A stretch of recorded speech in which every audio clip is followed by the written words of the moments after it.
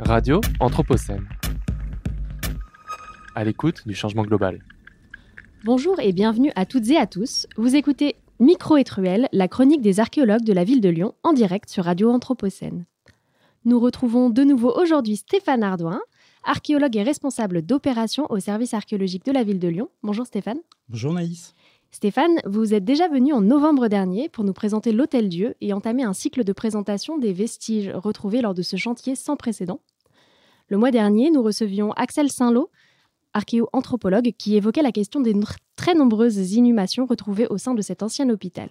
Et aujourd'hui, vous venez en quelque sorte boucler la boucle et compléter le sujet en nous présentant un dernier vestige. Quel est-il ? Eh bien, en fait, il s'agit d'un sarcophage trapézoïdal fabriqué en tôle de plomb, plié et soudé.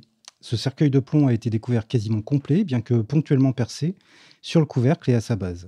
À l'origine, il était inséré dans une caisse en bois clouée. Il y avait encore des fragments de bois sur le couvercle de plomb et des clous en fer disposés tout autour. Il y avait aussi des clous de tapissier en bronze qui étaient plantés sur le couvercle en bois et qui formaient les deux initiales E et T. E.T. en fait, car c'est une pratique connue à la période moderne pour désigner le défunt, mais en Angleterre.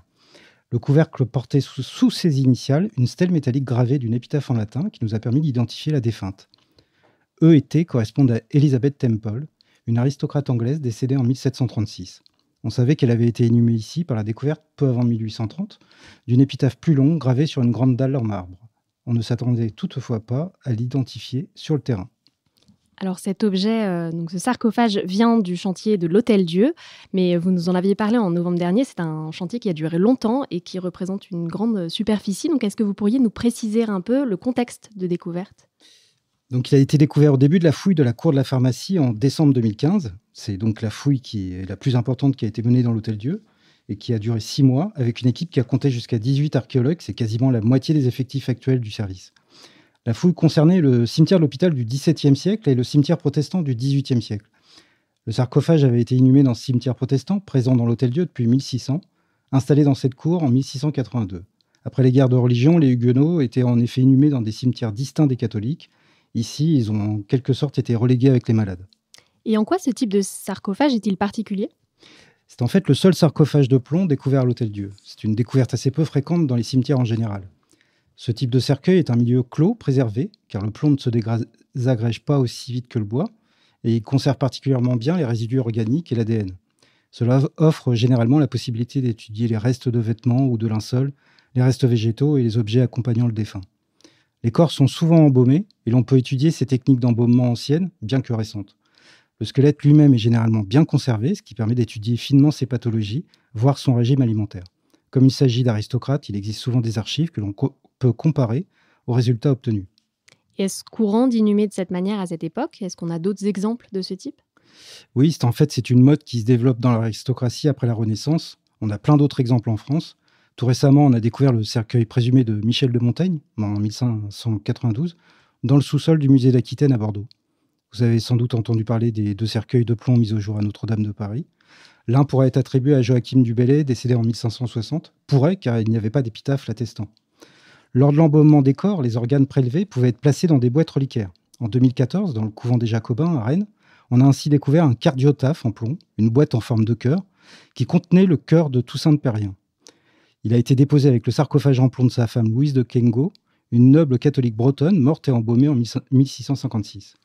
Cette pratique était également attestée chez les protestants. Le sarcophage de Thomas Craven, le fils décédé en 1636 d'un ancien maire de Londres, a ainsi été mis au jour dans le cimetière huguenot de Charenton à Saint-Maurice, au sud-est de Paris.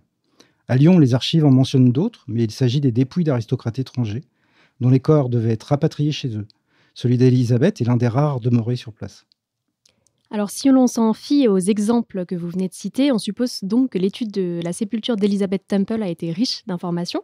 Comment avez-vous procédé pour l'étudier ? Il a d'abord fallu extraire le cercueil sans l'abîmer, et pour ça dégager ses abords, qui étaient encombrés par d'autres sépultures, qui étaient avant tout nécessaires de fouiller et de prélever. Le cercueil a été emballé pour éviter les contaminations aux poussières de plomb, qui sont très toxiques.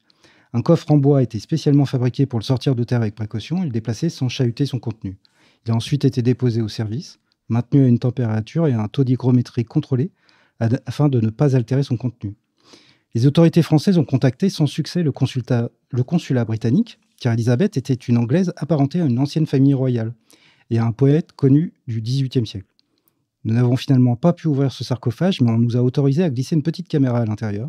On appelle ça un examen endoscopique.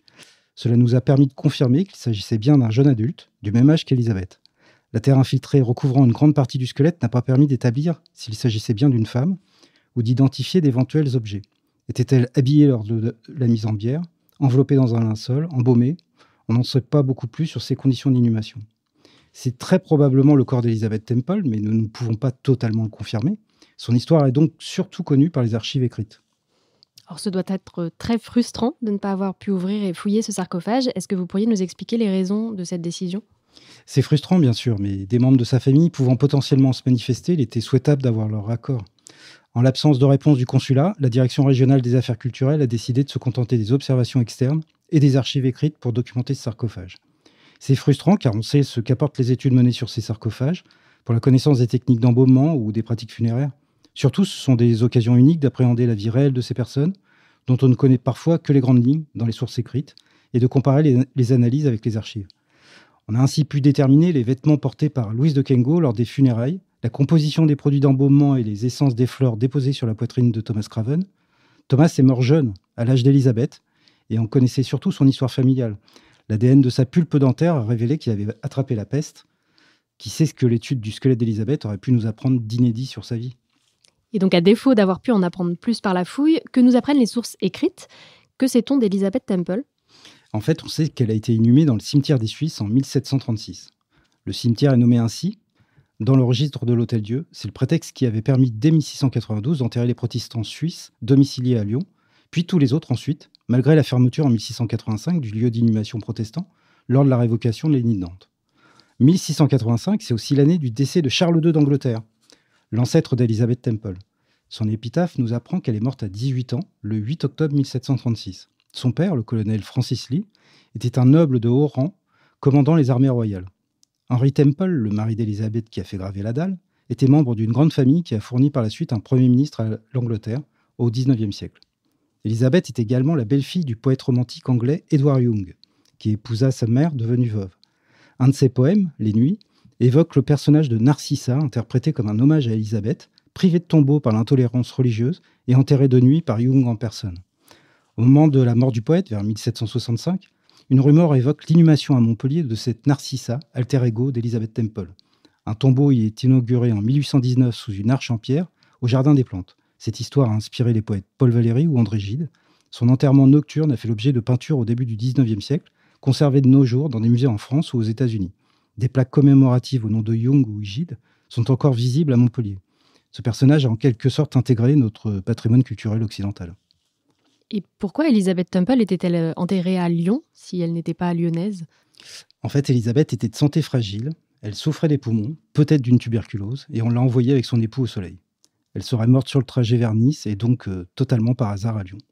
Comme elle était anglicane, on l'a inhumée dans le cimetière protestant de l'Hôtel-Dieu, effectivement de nuit, comme c'était la règle imposée aux protestants depuis le début du XVIIe siècle. Selon certaines sources, sa mère aurait refusé qu'elle soit embaumée et rapatriée, et le sarcophage en plomb plaide pour un embaumement, mais son inhumation portant lieu le 10 octobre, seulement 2 jours après son décès. Et alors aujourd'hui, où est ce sarcophage ? Qu'est-il devenu ? Le sarcophage en plomb est retourné à l'Hôtel-Dieu, à l'automne 2018. On pourrait presque dire que E.T. est retourné à la maison, soit 2 ans et demi après sa sortie de terre. L'ancienne cour de la pharmacie étant occupée par la Cité de la gastronomie, les conservateurs régionaux de l'archéologie et des monuments historiques ont décidé, en concertation avec l'aménageur réhabilitant le site, d'enterrer le sarcophage dans une autre cour. Il ne s'agit toutefois pas d'une nouvelle sépulture, ce qui ferait de l'Hôtel-Dieu un cimetière en activité, ce qui serait totalement incongru. Le sarcophage d'Elizabeth Temple fait désormais partie du monument historique classé en 2011. Il est à ce titre mieux protégé qu'une simple sépulture et l'on peut dire que ses restes ont été traités avec respect. Et grâce à la grande stèle toujours exposée dans les galeries internes de l'Hôtel-Dieu, les visiteurs savent qu'Elizabeth Temple a été inhumée ici. Merci beaucoup Stéphane d'être venu nous présenter cette inhumation un peu particulière qui nous plonge dans l'aristocratie anglaise du XVIIIe siècle et nous donne surtout envie d'aller repérer cette stèle en question à l'Hôtel-Dieu. À travers vos explications, on entrevoit également quelques enjeux éthiques qui agitent aujourd'hui le monde de l'archéologie.